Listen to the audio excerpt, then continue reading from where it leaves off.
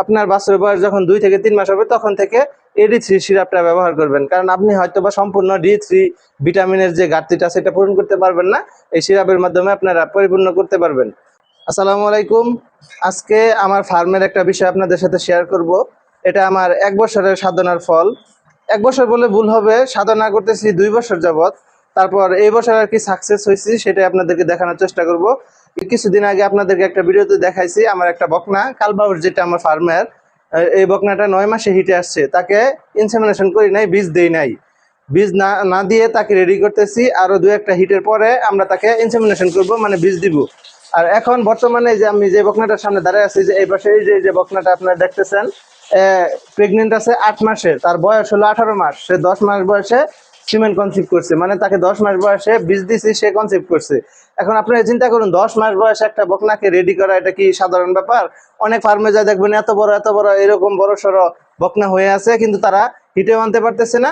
Cement হিটে আসলেও বীজ কনসিভ করতেছে না। এর কারণ কি? পরিচর্যা, সঠিক ম্যানেজমেন্ট। বকনা গরু একদম ছোট থেকে বাছুর অবস্থা থেকে তাদের একটা ম্যানেজমেন্ট আছে। এই ম্যানেজমেন্ট যদি আপনি কন্টিনিউ করেন, 10 মাসের ভিতরে ইনশাল্লাহ হিটে আসবে এবং কি আপনার বকনা কনসিভ করবে। এখন এই ম্যানেজমেন্ট সম্পর্কে ছোট্ট একটা ধারণা আপনাদেরকে দেওয়ার চেষ্টা করব। বাচ্চা হওয়ার পরে আপনারা নাভিতে পবিসেপ অথবা বায়োডিন ব্যবহার করবেন। এতে কি হয়, আপনারা যদি নাভিটা পরিশুদ্ধ না করেন, জীবাণুমুক্ত না করেন, তার নাভি থেকে অনেক রোগ ছড়ায়। যেমন তার নাভি ফুলে যায়, নাভি পেকে যায়, হার্নিয়া হয়। এগুলো সবকিছুর মূল কারণ হচ্ছে নাভিটা পরিশুদ্ধ না করা, জীবাণুমুক্ত না করা, এ কারণে হয়। এটা সর্বপ্রথম করবেন। তারপর তাকে পর্যাপ্ত পরিমাণ শাল দুধ খাওয়াবেন 1 ঘন্টার ভিতরে। এই কাজটা 1 ঘন্টার ভিতরেই করতে হবে, এর মানে দেরি করা চলবে না। 1 ঘন্টার ভিতরে তাকে শাল দুধ খাওয়াতে হবে। কি পরিমাণে? সে যতটুকু খায়, সে 3 লিটার খাইতে পারে, 4 লিটার খাইতে পারে, তার ওয়েট অনুযায়ী সে খাবে, আপনি তাকে খাওয়াবেন, বাস। আর কোনো মানে সূত্র এই জায়গায় ব্যবহার চলবে না। তারপর যে বিষয়টা, গাভীর বাচ্চা, আপনার যে বকনা বাছুর বা ষাঁড় বাছুর যেটাই করেন, ভালো গ্রোথের জন্য তাকে প্রতিদিন তার বডি ওয়েটের 10% দুধ দিতে হবে। যেমন ধরেন, তাকে যদি আপনার বাছুরের ওজন যদি হয় 30 কেজি, সে খাবে 3 কেজি। যদি হয় 40 কেজি, সে খাবে 4 কেজি। যদি হয় 50 কেজি, তাহলে খাবে 5 কেজি। এরকম বডি ওয়েট অনুযায়ী আপনার বাছুরকে দুধ খাওয়াবেন ছোট থেকে। এবং কি আপনার বাছুরের বয়স 7 দিনের ভিতরে তাকে কৃমিমুক্ত করতে হবে, বোলাসের মাধ্যমে অথবা সিরাপের মাধ্যমে।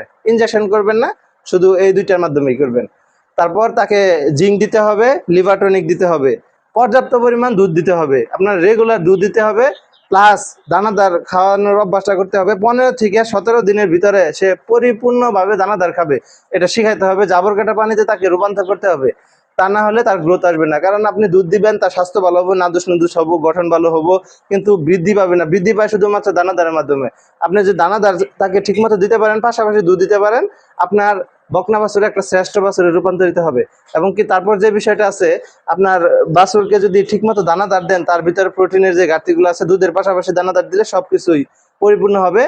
পাশাপাশি আপনি আপনার বাছুরের বয়স যখন 2 থেকে 3 মাস হবে তখন থেকে AD3 সিরাপটা ব্যবহার করবেন, কারণ আপনি হয়তোবা সম্পূর্ণ D3 ভিটামিনের যে ঘাটতিটা সেটা পূরণ করতে পারবেন না, এই সিরাপের মাধ্যমে আপনারা পরিপূর্ণ করতে পারবেন।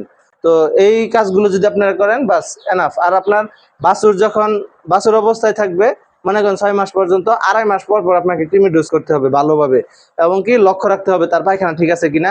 আর সর্বপ্রথম যে বিষয়টা লক্ষ্য রাখবেন, মানে সবচেয়ে গুরুত্বপূর্ণ, আপনার বাছুরে পাতলা পায়খানা হওয়া চলবে না।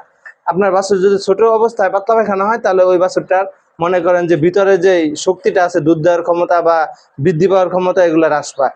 এই জিনিসটা খেয়াল রাখতে হবে।